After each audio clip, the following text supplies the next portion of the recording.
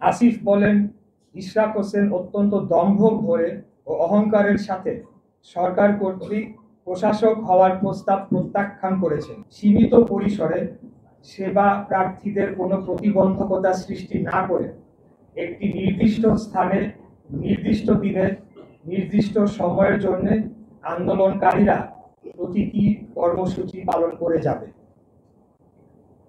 এবার আমি আসতে চাচ্ছি সম্প্রতি স্থানীয় সরকার উপদেষ্টা আসিফ মাহমুদের একটি সাক্ষাৎকার একটি বেসরকারি টিভি চ্যানেলে বহুল প্রচারিত হয়েছে এবং সেখানে বেশ কয়েকটি কথা বলা হয়েছে। সেই বিষয়ে আমি কিছু তার প্রতি উত্তর দিতে চাই।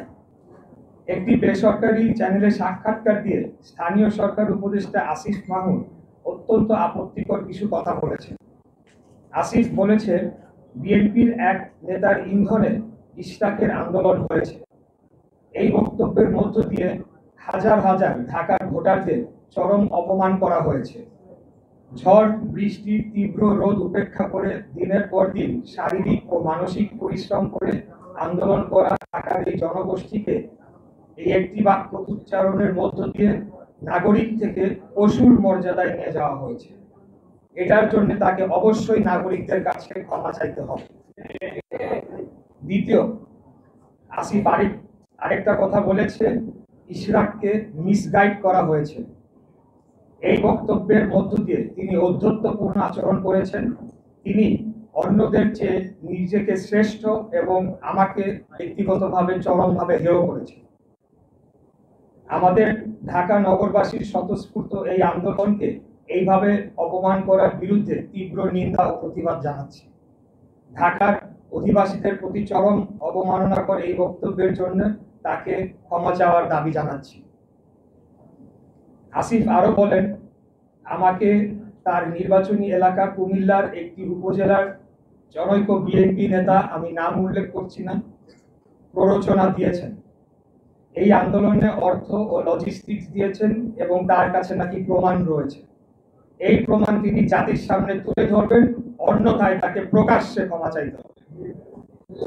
এখানেই তিনি থেমে থাকেন নাই। তিনি বলেছেন, বিএনপির একটি অংশের সরকারের সাথে বোঝাপড়ার দূরত্ব তৈরি হওয়ার কারণে আমাকে ব্যবহার করা হয়েছে। তিনি বিএনপির মতো ঐতিহ্যবাহী পুরনো বৃহৎ রাজনৈতিক দলকে হেয় করেছেন এবং একটি অসত্য অভিযোগ তুলেছেন। তিনি নিজেকে বিশাল কোনো মহামানব হিসেবে উপস্থাপন করেছেন। উনি হয়তো ভুলে গেছেন ওনার জন্মের আগে বিএনপির জন্ম হয়েছে। আসিফ এটাও বলেছে, আমার পক্ষ থেকে যারা নেগোশিয়েট করতে এসেছেন তারা সোললি আমার পক্ষে নেগোশিয়েট করেন নাই। আমার অর্থাৎ আমার বিষয়টি সম্পূর্ণ আইনি, এখানে নেগোশিয়েট করার কোনো সুযোগ নেই। আদালত স্পষ্ট করে রায়ের মাধ্যমে কি করতে হবে তা বলে দিয়েছেন।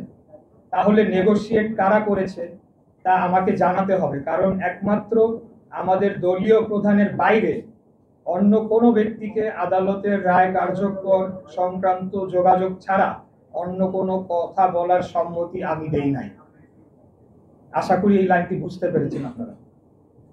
তার এই অস্পষ্ট কথাবার্তায় প্রতীয়মান হয় তিনি হয় মিথ্যা বলছেন, না হয় তার বুদ্ধিমত্তা স্থানীয় সরকার মন্ত্রণালয় চালানোর জন্য সম্পূর্ণ অযোগ্য।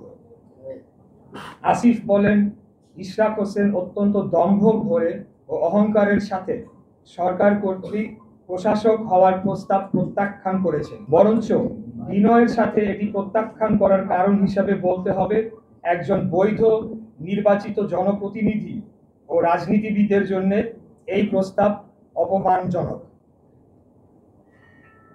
7, আসিফ মাহমুদ বলেছেন, সরকার কোনো নির্বাচনকে বৈধতা দিবে না।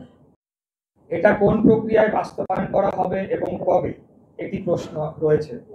এখন পর্যন্ত তারা কোন কোন নির্বাচন অবৈধ ঘোষণা করতে পেরেছেন? একটিও না। অর্থ এই দাঁড়ায়, বাংলাদেশের সুপ্রিম কোর্টের আপিল বিভাগ কর্তৃক বৈধতা বহাল রাখা গ্যাজেটকে পুরো অন্তর্বর্তীকালীন সরকার বৈধতা দিচ্ছে না বা মানছে না।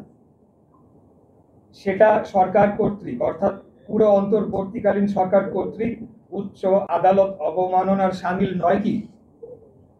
এই একই আদালত বাংলাদেশের সংবিধানের আর্টিকেল 106 এর ধারা অনুযায়ী বর্তমান অন্তর্বর্তীকালীন সরকারকে বৈধতা দেয়নি,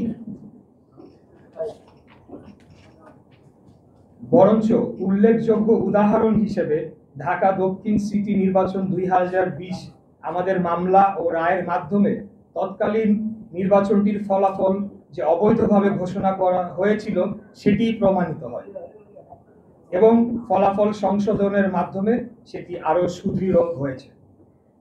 আর অনেক জায়গায় কোনো নিয়োগ প্রক্রিয়া ছাড়া ওয়ার্ড সচিব হিসেবে এনসিপি সংশ্লিষ্ট ব্যক্তিদের নিয়োগ দেওয়া হয়েছে বলে অভিযোগ আছে, যা আইনত এবং সরকার পরিচালনার যে কোনো মানদণ্ডে অবৈধ। এরা কারা এবং কাদের স্বার্থ রক্ষা করছে, এই প্রশ্ন নগরবাসীর পক্ষ থেকে আমি করছি।